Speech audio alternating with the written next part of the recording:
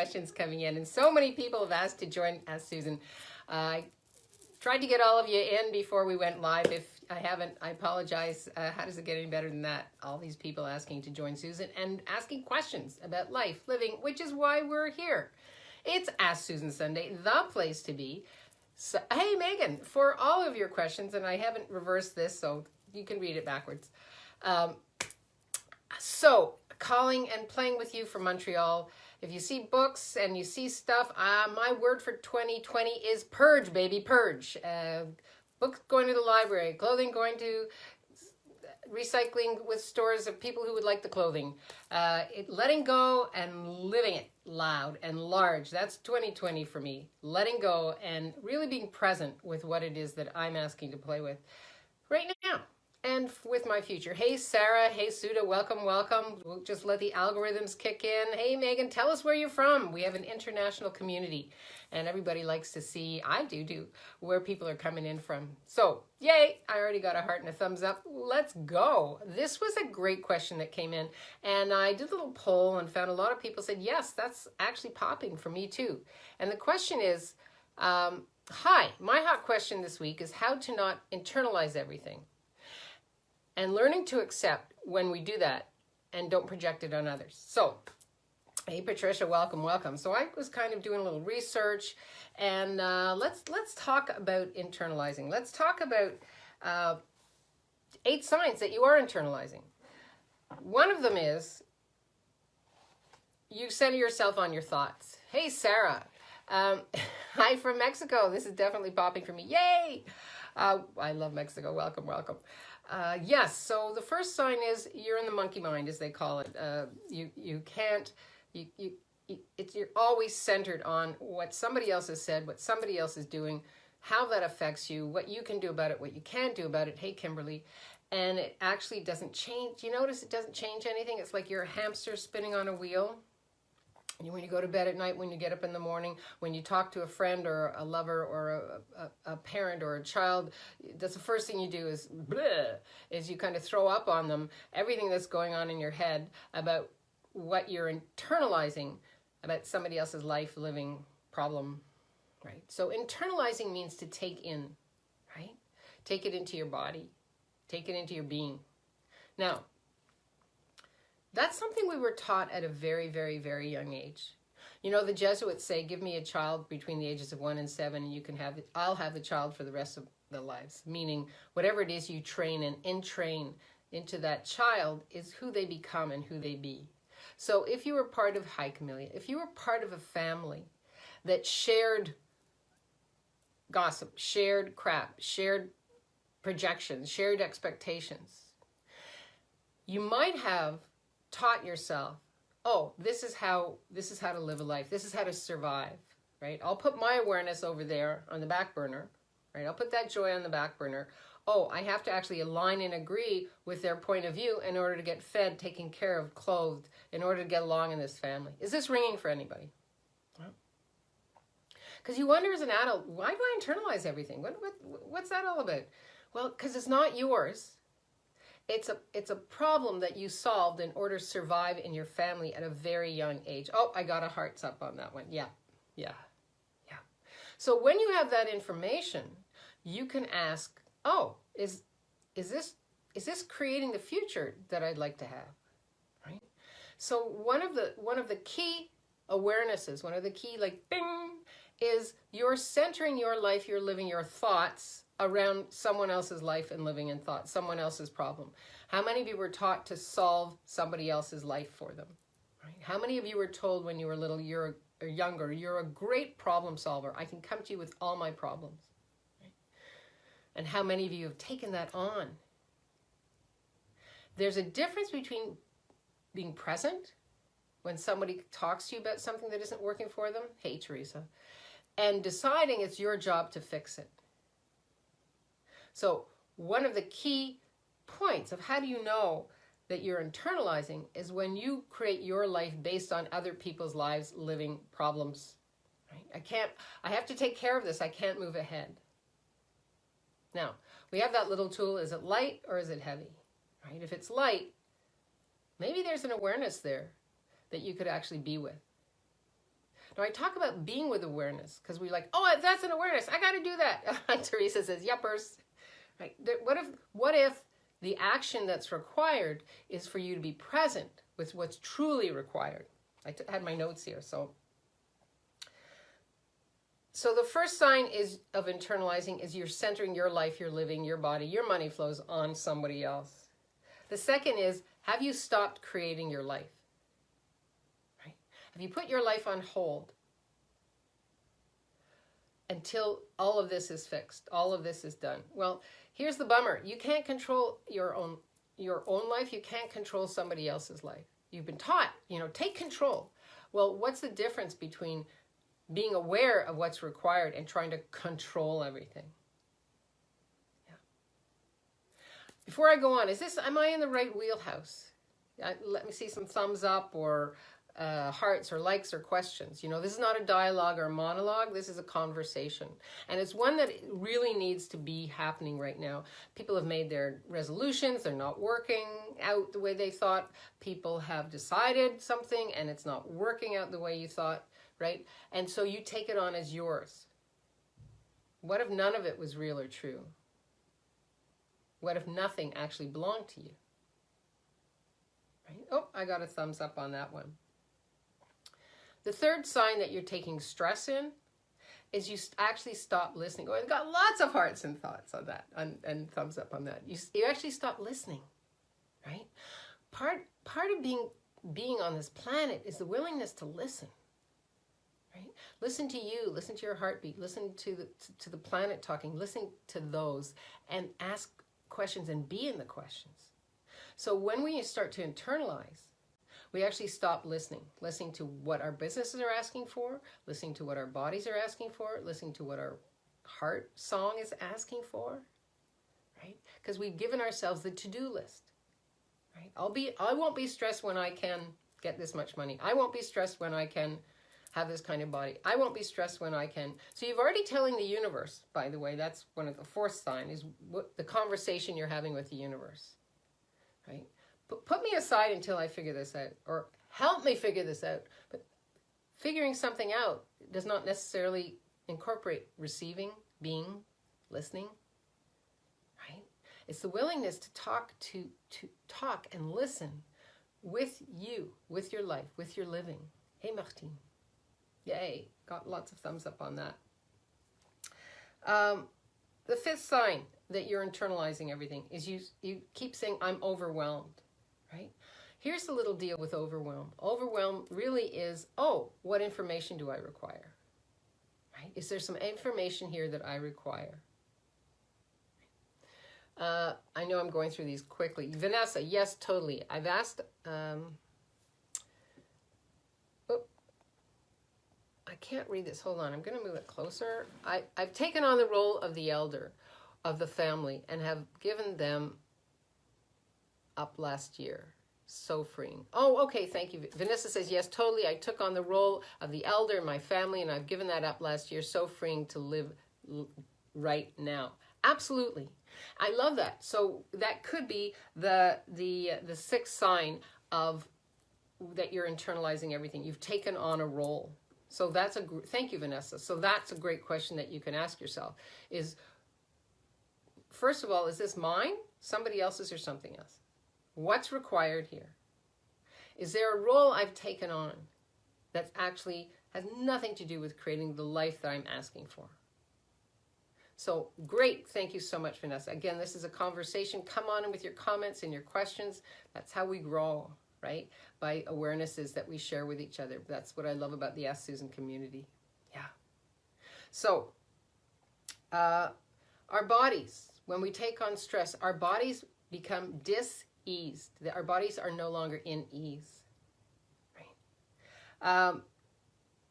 We talk about how you're confusing the universe, right? When you put things on hold, when you put your life on hold, the universe is like, oh, I thought you wanted like more money, juicy body, great sex, fabulous planet, joyous food. Oh, you're telling me to put that on hold till you figure it out? Okay, I'll come back. Right? It doesn't actually create greater. Teresa, I say that overwhelm with very little coming in. What if overwhelm wasn't actually real, Teresa? Right? when we internalize things, we decide we're overwhelmed. Right? Now, there's so many times where I'm asking for something, and I realize if I go to that space, and I totally get it, I'll ask myself, what's required here? And it could be just to walk away. I got some information the other day from my VA about creating, and I learn in a different way than most people. I learn through touch, sight, sound. All of my body is involved in the way that I learn. And so my first thought was overwhelm. And I was like, oh, I know that, right? That's not who I be. So step away. And I came back to the information about 4 or 5 hours later, and all of a sudden it's like, oh, now I get what she's asking me. So are you willing to be kind and nurture you?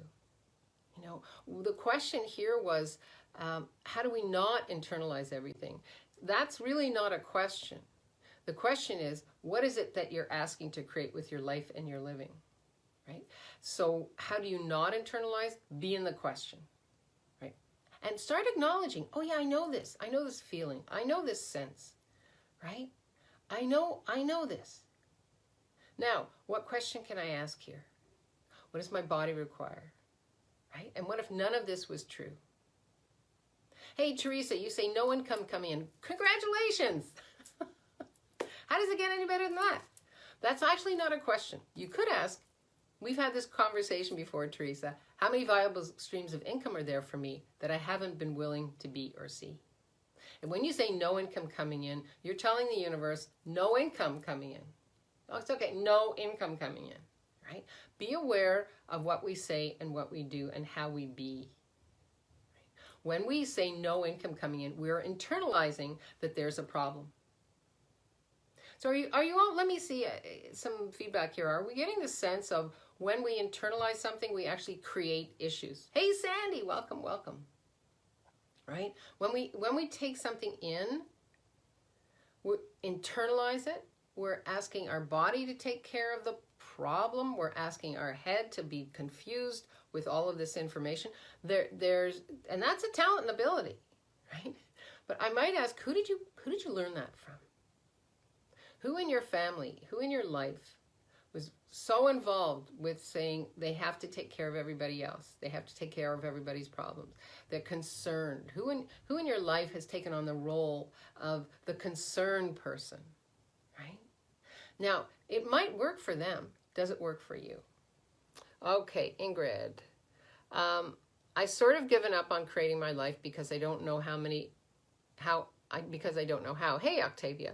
I've sort of given up creating my life because I don't know how. I'm always busy with somebody else's lives, aka problems, and creating problems with reacting. What can I do different? Ask, yes. So once you have, hey Nancy, once you have this awareness, great awareness, by the way, fantastic awareness, Ingrid. So now you have this awareness, so be with this awareness. And you might ask, who did I learn that from? Now you get that awareness, like who does that belong to, that having to take care and having being involved in everybody else's life? Was it your mom, your dad, an aunt, a grandmother? Who lived with you that taught you that the highest form of living was to take care of everybody else? Once you have that information, let it go, right? Let it go. Ask, does this serve you now? Is this creating the life and living that you're asking for? And a little segue, we have this amazing capacity. Oh, I got some thoughts on that one. We have this amazing capacity to pick up what's going on in everybody else's world. Doesn't mean you have to do anything with it. It could be, my question for you and for everybody else who's kind of chiming in here, Ingrid, is how much are you using is this as a distraction from creating what you came here to be and do, from creating those dreams, those hopes, those desires, right? How much are you using all of that to not be you? Ingrid, definitely. My mom, she says, yeah, absolutely. Yep. Okay, we had a little question here from Diraj. When I have stress, I grind teeth at night in my sleep, waking up with displaced and painful jaw. Go to the dentist, Diraj. They have a thing that you can put in while you sleep at night, and it keeps the teeth from grinding against each other. Even though I'm using a night guard. Oh, okay, but it doesn't help much. What question would you suggest I should ask? Diraj, what you can ask before you go to bed is acknowledge who I be, acknowledge what I'm creating. I acknowledge who I be, I acknowledge what I'm creating. I'm embodying who I be, I'm embodying what I'm creating and what I'm doing. Acknowledge, receive, and embody who I be, what I'm doing, and what I came here for. You see, that might give you a little bit more space. A friend of mine, brilliant friend, Becky Hart, gave me that one. And I've been all before I go to bed and when I wake up in the morning, if I wake up in the middle of the night, when I'm walking the dog, I acknowledge, embody, and receive what I came here for, who I be, and what I'm doing.